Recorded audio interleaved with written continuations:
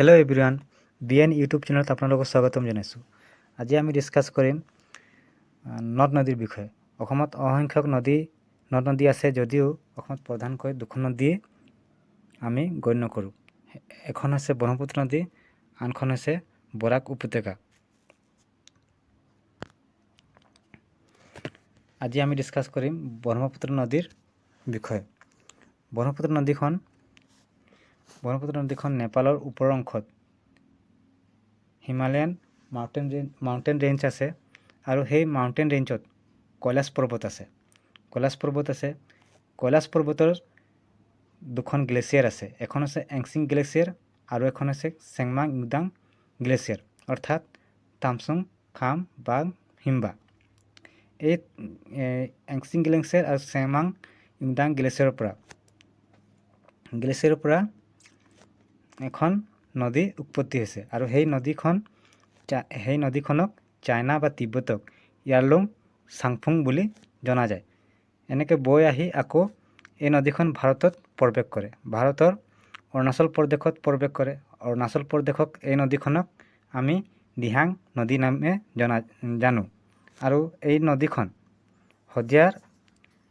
তিনিচুকীয়াৰ শদিয়াৰ ঠাইখনত দিবাং আৰু লোহিত নদীৰ লগত মিলিত হয়। এই শদিয়া নামৰ ঠাইখনত নদীখন ব্ৰহ্মপুত্ৰ নাম লয়। এখন নতুন নাম লয়, যিখন হৈছে ব্ৰহ্মপুত্ৰ। ব্ৰহ্মপুত্ৰ নদীখন পূবৰ পৰা একেবাৰে ধুবুৰীলৈকে, মানে পশ্চিমলৈকে বৈ আহি বাংলাদেশত প্ৰৱেশ কৰে। আৰু বাংলাদেশত প্ৰৱেশ কৰি ই যমুনা নাম লয়। ঠিক তেনেদৰে ভাৰতৰ আৰু এখন নদী, যিখন হৈছে গংগা নদীখন বৈ আহি বাংলাদেশত প্ৰৱেশ কৰে, আৰু এই গংগা নদীখন বাংলাদেশক পদ্মা বুলি জনা যায়। আৰু অসমৰে আৰু এখন নদী, যিখন হৈছে বৰাক নদীখন মণিপুৰৰ পৰা উৎপত্তি হৈ বাংলাদেশত প্ৰৱেশ কৰে আৰু মেঘনা নাম লয়। মানে বাংলাদেশক বৰাক নদীক মেঘনা বুলি জনা যায়। এই তিনিখন নদী মিলিত হৈ বে অফ বেংগলত মিলিত হৈ যায়। ঠিক আছে, আশা কৰোঁ ইয়ালৈকে সকলোৱে বুজি পাইছে। ইয়াৰ পৰা বিভিন্ন কুৱেশ্যন হ'ব পাৰে, যেনে আমাক সুধিব পাৰে পৰীক্ষাত যে ব্ৰহ্মপুত্ৰ নদীখন ক'ৰ পৰা উৎপত্তি হৈছে। তেতিয়া আমি ক'ম যে চেংমাং ইংদাং অথবা এংচিং গ্লেছিয়াৰ। উত্তৰ সেইটো হ'ব। ঠিক তেনেদৰে যে চাইনাক ব্ৰহ্মপুত্ৰ নদী কি নামেৰে জনা যায়, তেতিয়া হ'ব এনচাৰটো আমাৰ চাংফু। অৰুণাচলক কি নামেৰে জনা যায়, অৰুণাচলক ব্ৰহ্মপুত্ৰ নদীখন কি নামেৰে জনা যায়, তেতিয়া আমি ক'ম যে দিহাং নদী। আৰু অসমৰ কোন ঠাইৰ পৰা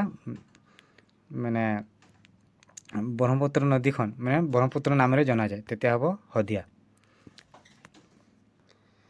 তাৰ নেক্সটটো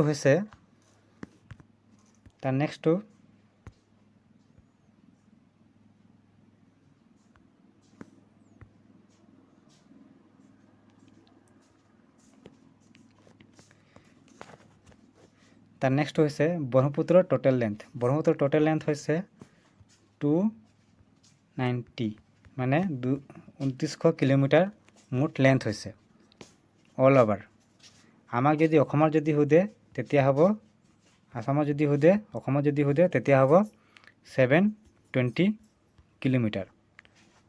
যদি অল অভাৰ ইণ্ডিয়া যদি সোধে আমাক পৰীক্ষাত, তেতিয়া হ'ব 916 কিলোমিটাৰ।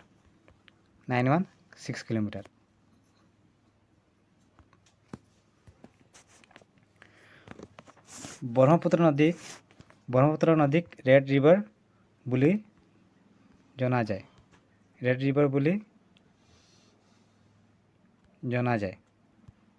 আৰু ব্ৰহ্মপুত্ৰ নদীখনক ছান অফ ব্ৰহ্মা বুলি জনা যায়, অৰ্থাৎ ব্ৰহ্মাৰ পুত্ৰ বুলি জনা যায়। লগতে ব্ৰহ্মপুত্ৰ নদী একমাত্ৰ নদী যি নেকি মেল ৰিভাৰ, অৰ্থাৎ পুৰুষ নদী বুলি জনা যায়।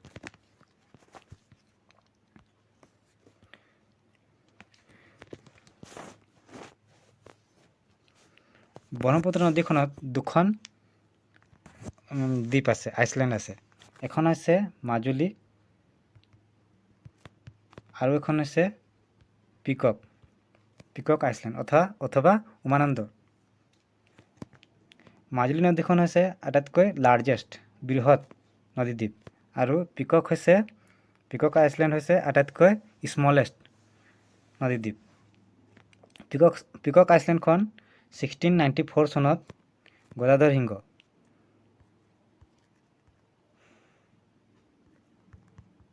সিংহই নিৰ্মাণ কৰিছিল।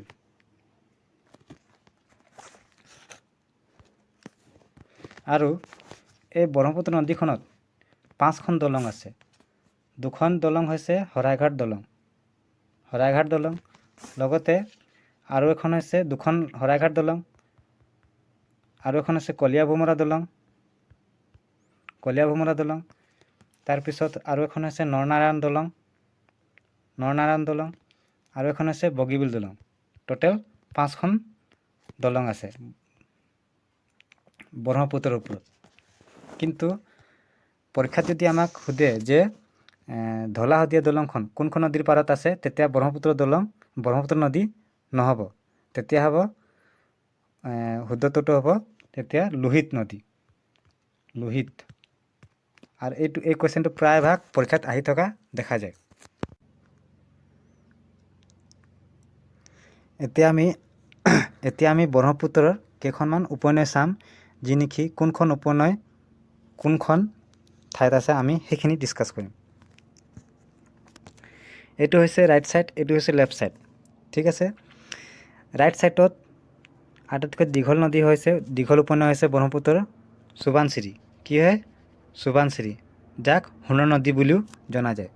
ঠিক তেনেদৰে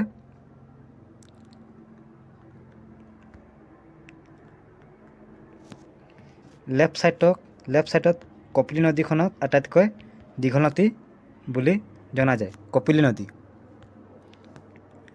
আৰু অভাৰঅল যদি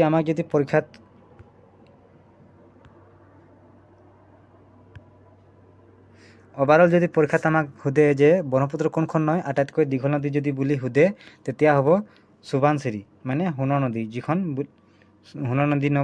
সোণৰ নদী নামেৰেও জনা যায়। এই মেপখন নেটৰ পৰা লোৱা হৈছে, সেয়ে অলপ খেলি মেলিও হ'ব পাৰে, গতিকে আপোনালোকে ভালকৈ চাব। পৰীক্ষাত যদি আমাক প্ৰশ্ন সোধে যে শিৱসাগৰ জিলাখন কোনখন নৈৰ পাৰত আছে, তেনেতে আমি কি লিখিম? তেতিয়া হ'ব এনচাৰটো হ'ব বুঢ়ীদিহিং। ঠিক তেনেদৰে আমাক যদি পৰীক্ষাত সুধিব যে যোৰহাট কোনখন নৈৰ পাৰত আছে, তেতিয়া আমি লিখিম ভোগদৈ ৰিভাৰ। সাধাৰণতে এনেধৰণৰ কুৱেশ্যনসমূহ কোনখন জিলা কোনখন নৈৰ পাৰত আহি থকা দেখা যায়, সেয়ে আপোনালোকে ভালকৈ চাব। আৰু যদি কিবা বুজি নাপায়, তেনেহ'লে কমেণ্ট কৰি জনাব। আৰু যদি ভিডিঅ'টো ভাল লাগিছে, তেনেহ'লে লাইক, কমেণ্ট, শ্বেয়াৰ কৰিব। ধন্যবাদ।